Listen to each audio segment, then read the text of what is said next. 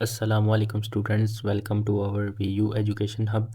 आज की इस वीडियो में हम दो अहम चीज़ों के बारे में बात करेंगे। एक तो ये है कि क्या जो मिड टर्म वाला पेपर था आपका वो भी शामिल होगा, यानी मिड टर्म के आपके जो लेक्चर थे 1 से लेकर 22 तक, क्या वो भी शामिल होंगे। और दूसरी जो अहम बात है, जो बहुत सारे स्टूडेंट सवाल करते हैं कि क्या जो फाइनल टर्म का पेपर पैटर्न है वो तब्दील होगा या फिर वही रहेगा।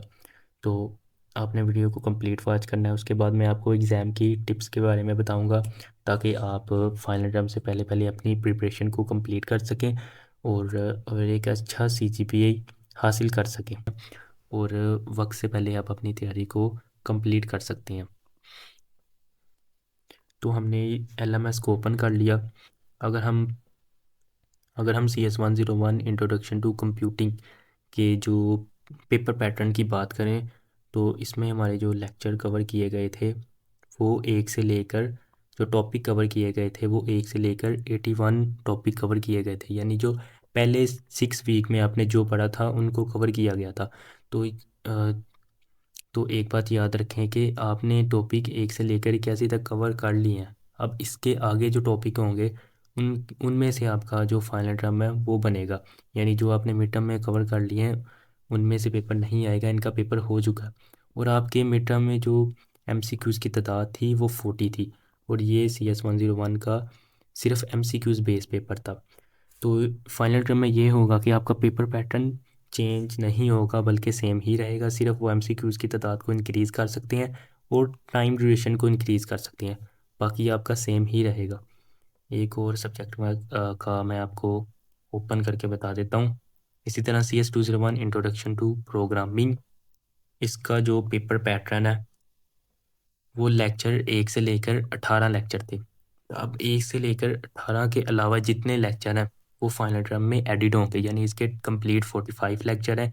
तो 45 में से जो 27 लेक्चर हैं वो फाइनल टर्म में एडिट होंगे। और जो एक और जो अहम इम्पोर्टेंट बात है, जो फाइनल टर्म के मार्क्स हैं वो 60% है, यानी आपके CGPA का निसार फाइनल टर्म के पेपर पर है, यानी आधे से ज़्यादा मार्क्स आपके सिर्फ फाइनल टर्म के हैं। बाकी जो आपकी एक्टिविटीज़ हैं, quiz, graded discussion board assignment, उनके 10 to 20% यानी 40% के कंप्लीट ओवरऑल मार्क्स होते हैं।